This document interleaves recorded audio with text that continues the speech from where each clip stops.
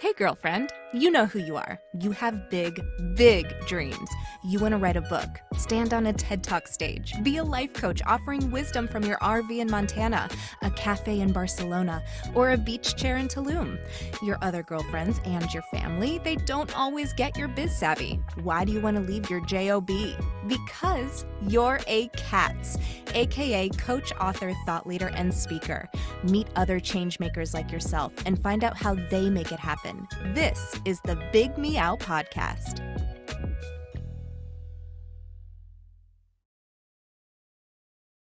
Hello, cats. It's Kristen, and I'm here with Stephanie Paul. Hi, Stephanie. Hi, how's it going?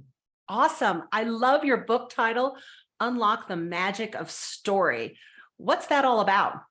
It's how to use neuroscience secrets to influence and persuade any audience. It was basically written for my clients so that I could download my brain and they could understand where I was coming from, and I could speed up the process and expedite them getting awesome. You know, I do think it's so important that we understand what our stories are, because story is that connective tissue between all of us. It's the most powerful story you'll ever tell is the one between your ears. So that's what I tell everybody. Most people think of story, once upon a time or something that they read in a book or whatever. But story really is just messages. It's the messages we tell ourselves. It's the messages we tell others. And when we do it in a way that engages somebody's biology and engages their brain, that's when we're telling great story. So if you could break it down for all of us cats, because we're out there, we're trying to gain more visibility, promote our businesses. I mean, what are the keys to being a compelling storyteller?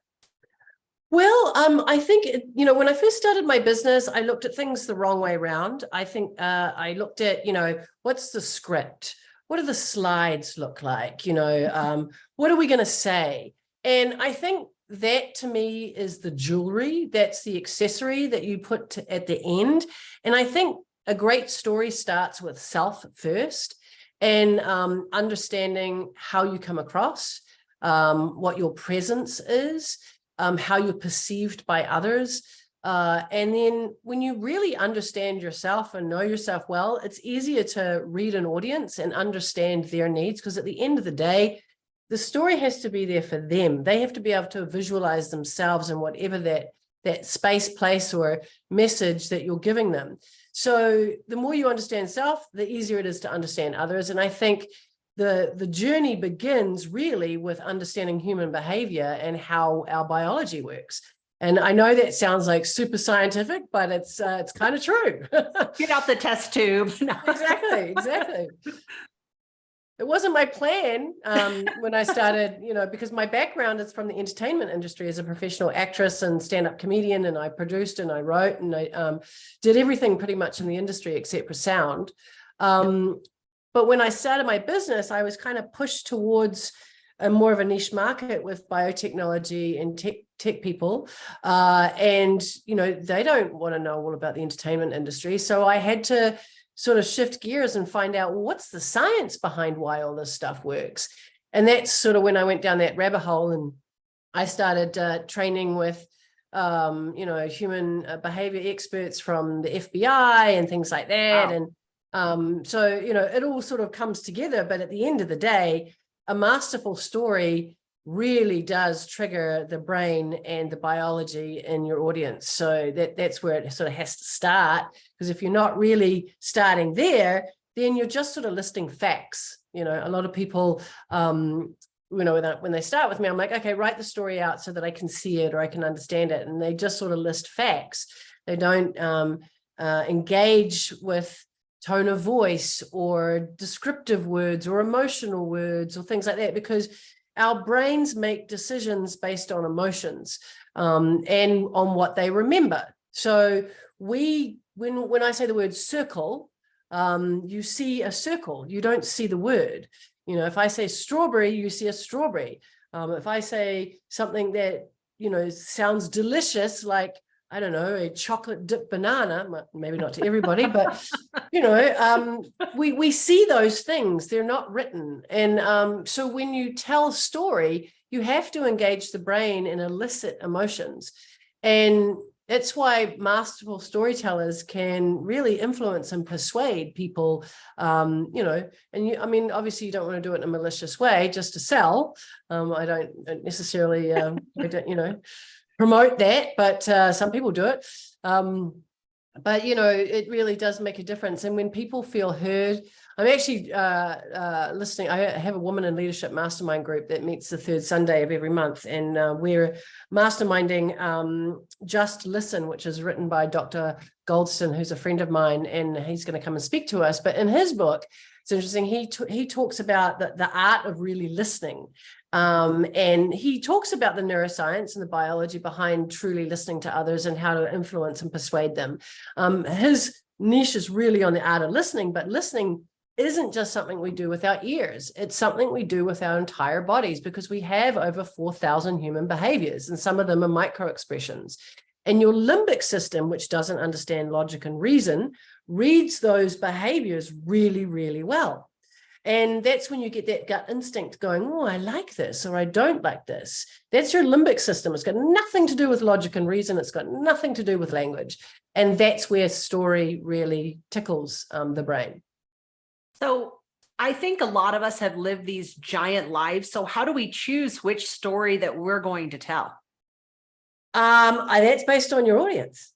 Mm-hmm. Yeah, that's a good answer. That goes back to pretty much what I just said about the listening. So, if somebody comes to you, actually, I'm going to be on a podcast shortly for dentists, believe it or not. And this guy really specifically targets dentists and how to brand and build their business through their story. And he talks about, because I listened to his podcast, really listening to your dentist, your patients that come, and what do they need, and what are their emotional issues, because I'm not a dentist and I'm going to say this wrong, but he rebuilt people's mouths and made their smiles look beautiful. So whatever you call that kind of dentistry, he had to really listen to their stories to emotionally build them up so that they felt confident about going into his chair or coming to him for his services, so that they knew they were going to walk away with not just a great smile, but an entirely different outlook on who they were as a person, and confidence, which is huge. That's just one aspect of how to listen to your audience, but your audience will always tell you what they want you to hear. You've just got to get versed in the art of truly listening. I learned that as a stand-up comedian. You go into doing stand-up and you might have an hour's worth of material, but you're only going to do 20 minutes. And that's because the audience will tell you, I don't want to hear banana jokes. The hecklers. I want to hear jokes about cars, or, it's a Christian audience, and that delivers a completely different response. Or, maybe it's foreign students from another country. You would tell different jokes because they wouldn't necessarily understand jokes about Californians. So, it's all relative to your audience. It all goes back to the audience and like who's sitting in that audience, and then what do they need to hear from your, repertoire that will bring them forward. I do think that people pick up a lot of messages from us when we're speaking or giving, some type of message, and then they decide, like you said, on some energetic level. Mm-hmm. I call that vibrational credibility. Like, are you the person for them? Mm-hmm. Absolutely. And it's 100% how we come holistically to that message, mind, body, and soul, right? So however you want to look at soul, it's entirely up to you, but it is part of who we are, and it really is something that people have to be conscious of when delivering messages or stories, is how do you show up? What is your presence? I'm happy to give, I don't know if I gave it to you in the previous stuff, but I have a 7-minute online training called How to Build Commanding Presence. And it is a holistic, quick 7-minute video on how to understand where to do that from self, start here and then go out to sort of audience. But we, like I said, our limbic system reads us very, very well, and we don't even have to say anything. And I was speaking at a group once, and a guy raised his hand and said, can you tell a story without speaking? And I said, have you ever heard of a mime? I was like, Google myself, my friend. Absolutely right. Charlie Chaplin, you know. But you know, that's most people concentrate really hard on the words or Right. the, They what get they're really gonna bottlenecked with the words, actually. Mhm. And it's like at the end of the day, I mean, if you really think about, especially any talk that's 30 minutes or longer, when you walk out, you barely remember like a Mhm. sentence or maybe two sentences. Someone's like, what was that talk about? It's like, well, it was kind of about this. And, you know, most audience members were only going to give back in reply 1 to 2 sentences, but they'll say, oh, I love that speaker, or I loved how it made me feel, or boy, that really Mhm. shifted my perspective. And so Mhm. that really makes the case for, you know, what we're talking about here. Yeah, I have a graph which I created in my book, and it's basically how to it's the graph that shows how to begin a message and end a message. And in that I talk about the metaphorical 10% that you want the audience to remember and how you can control that, which what a lot of people don't realize, and how you repeat it or bring it back emotionally, because people can walk away with it 100% the wrong message that you weren't Oh, necessarily. yeah. You might tell a quick story about, you know, an orange tree, thinking that it's metaphorically to something, and they don't remember a word that you said about what you really wanted to get across and have the result. They're But just they thinking do- about the orange tree. Orange tree, exactly. Like, I really feel like a glass of orange juice right now. You know, and that's not the result you were going for. So you really have to be meticulous in how you prepare messages if you want a very specific result at the end of it.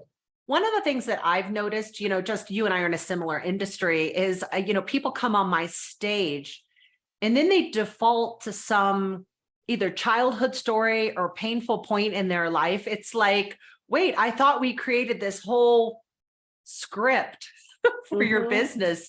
And now you're just standing up there kind of rambling, telling some personal story. What do you think happens around that?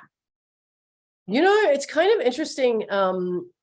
Those particular stories can work for you or against you, depending True. on how you tell them and what the audience is. I had a client once who had an amazing story, but didn't succinctly deliver it and would give pockets of it. But because that person knew their story really, really well, they'd forget to inform the audience of things that were connectors. Right. So it was such a discombobulated, and even me who right. read the book and knew the entire story would watch a presentation and go, if I was somebody who had never heard that story, I'd be like, what the hell are you talking about? Where are we going? Yeah. So it's really important to prepare those messages and have the audience understand. And like I said, it can be really beneficial if the message or the story is told in a way that the audience can place themselves into that Right. story and truly see the visual. It's kind of like when you read an audible book, right? If you can read an audible book and you can visualize what's going on as you read that book, that's a good story, because then you see yourself and you know what the trees looks like and driving down the road and all that kind of stuff.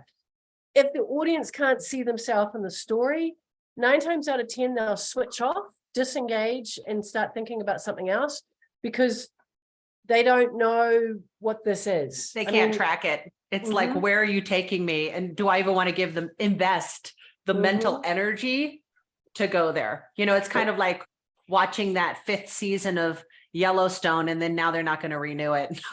Yeah. I'm just kidding, but what do you mean you're leaving me hanging with this story? But well, Stephanie, where can we find your book? Oh, well, you can get it on my website, stephaniepaulinc.com. And I also have a giveaway. If you go to my website, stephaniepaulinc.com/powerful gift, the number 4 and the letter U, powerful gift for you. You can have a downloadable, the 12 steps to powerful presenting. Yes. Is that where you can find that, how to build a commanding self? How to build a commanding presence. I'll have to maybe give you that link. Okay. That's a special link that I don't normally give away. I just well, came out. Cats would Yeah. love it. It sounds like it's an amazing tool. I feel like you have a lot of value to offer everyone. Thank you. Yeah. So look in the show notes. It'll be there, because I'm a bad person. I didn't give it to you up front. Sorry. It's okay. So thank you for being on the Big Meow. Thank you so much for having me.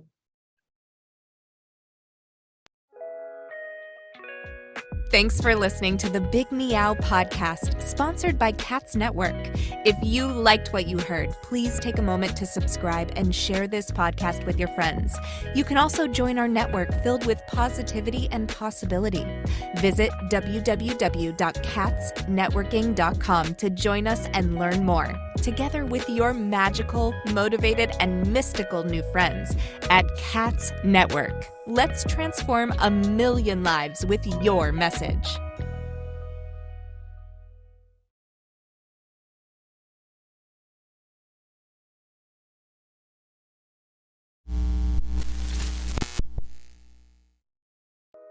Are you feeling isolated, sitting at home in your PJs? Or perhaps you're tired of the comfy sweatpants with holes in them that are hidden just below the camera? I mean, you could puke at the thought of another day of Zoom meetings and reporting to your BOSS. Do you want freedom from your home office desk or the office cubicle? Do you want freedom from your current career?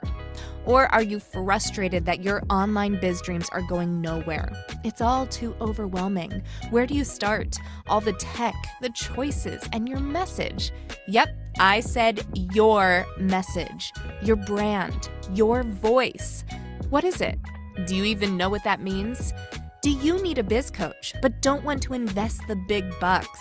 Let's face it, being a solopreneur is lonely, but you don't have to do it alone. And here's a solution. Join C.A.T.S Network.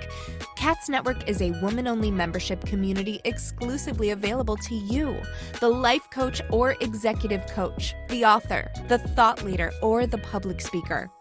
If you identify with this list or want to work on adding some of these to your skill set, C.A.T.S is the place for you. Check us out at www.catsnetworking.com.